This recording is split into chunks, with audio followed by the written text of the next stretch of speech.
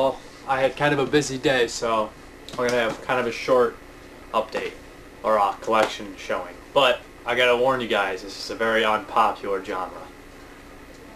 It's going to be animals and bugs attack type deal.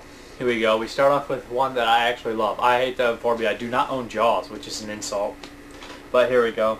This Jaws is awesome. But we have Alligator. 1980s Alligator. It took me forever for this movie to get released on DVD. I was waiting and waiting and waiting, trying to make bootlegs and everything. Robert Foster's in it. This is by far the best in the sewer monster there is. Movie. This and Chud go perfect together. Great double feature. It's in the New York sewers. It's a giant alligator or Chud. It's got to be one of them, right? Recommended in that one. What do we have here? Anaconda. About a giant snake. Everyone knows Anaconda, and all I gotta say is the snake's out here this big. Ice cubes in it. It's hilarious. Just that line. Has a good cast, but the movie's decent. Nothing that's great. Then we have one that I used to constantly watch as a kid. Arachnophobia. Jeff Daniels. John Goodman is an exterminator. Recommend Arachnophobia for disgusting spiders and just creepy. Arachnophobia is a good one. We have The Breed. I got it really cheap. There's no way I paid $9.95 for this. I paid like $2 for it. Never seen it. Wes Craven production. Ooh, and it's new. He's been little kind of hits. A lot of misses, I mean, lately. No hits. But I don't know how The Breed is. I haven't watched it. Then we have Carnosaur, which is cheesy but pretty decent, I mean. Remember, they had a big stink about this that Gene Siskel liked it, and it's just kind of like, Gene Siskel like this? This is weird for someone like that caliber to like. He usually would make fun of something like this, but Carnosaur's pretty decent.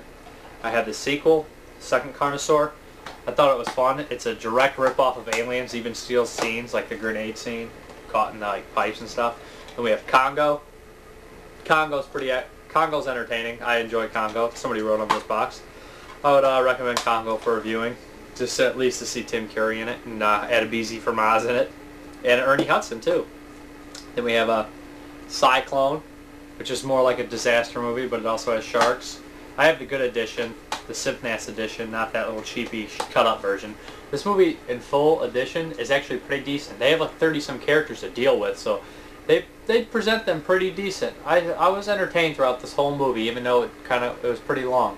But I actually caught myself being attached to some characters and just watching them die at the end. Out of 30, 40 characters, I'd say about 15 died. So it's kind of like surprising to see who's going to make it and who's not.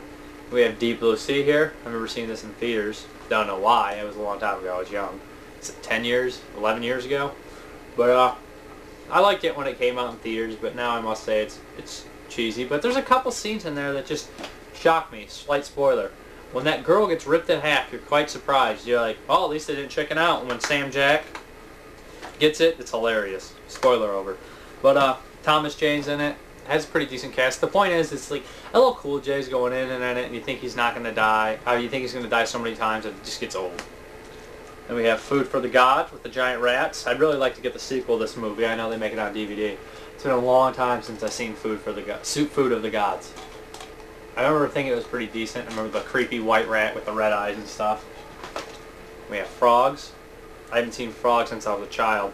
And I remember thinking... I think, if I'm correctly, the VHS had misleading cover art on the back, like pictures in the back, like someone showed they died like this, they died really a different way. I don't remember. It's basically all the animals go berserk and try to kill people.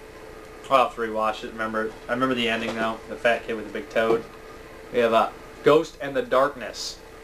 This one's pretty decent. I would recommend this one if you're fans of Val Kilmer, Michael Douglas. They're trying to build a railroad, and these lions keep attacking everyone. They think they're ghosts. It's pretty decent. Then we have Link here. Never saw Link. Killer monkey movie. Don't know how it is. Man's Best Friend. I always liked Man's Best Friend as a child and watched it on TV. The more and more I think about it, it was almost pushing it, considering the dog can go invisible. But I do like the movie for the sole fact that the dog's acid. I meant he pees acid at one point. That comes in really funny. Here we have Monkey Shines, George Romero's Monkey Shines. I've not seen this movie since I was a child. I wish it was the original VHS case with the monkey on the clamp monkey on the cover, but I do not remember anything about Monkey Shines. Hardly remember it. We have The Nest, a Roger Corman classic. This one's pretty gory and pretty decent from what I remember. I saw it right when I got it. If you can get up, see some gore on the back there, some weird stuff going on. Guilty pleasure, I'd say the next is.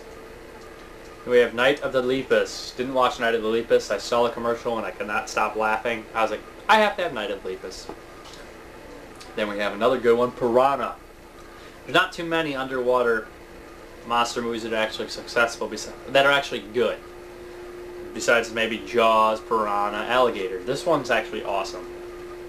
Which is one of the only Jaws rip-offs that is pretty damn good and you can actually watch numerous times. Recommended, Piranha. Then we have James Cameron's first movie, Piranha 2, also stars Lance Henriksen. Piranha 2 is pretty decent. It also has a Gianni Di Rossi does the special effects in this. The infamous guy from Zombie and all those Italian movies that the effects were badass and awesome and grotesque. He does the effects in this movie. I don't know why they put a goddamn CGI piranha on there. It's stupid enough that the piranhas fly, and the CGI piranha's not going to sell with anybody who would buy this type of movie. But Piranha 2 is decent. Then we have Slugs here. I believe I already talked about Slugs in a Fright Pack, but Slugs is cheesy fun. Watch a guy's eyes explode. And last, we have Squirm. I must say about Squirm is the director Jeff Lieberman. Yeah. I think I have 4 of his films, and I've watched 3. Along with, I watched Blue Sunshine and Just Before Dawn. He seems that all his movies are pretty decent and have a couple redeeming qualities, but they kind of drag on if you ask me. Squirm's like that, kind of drags on. I've never seen the Mystery Science Theater of Squirm.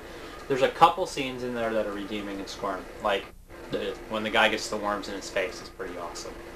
So, that's about it. That's all I had for the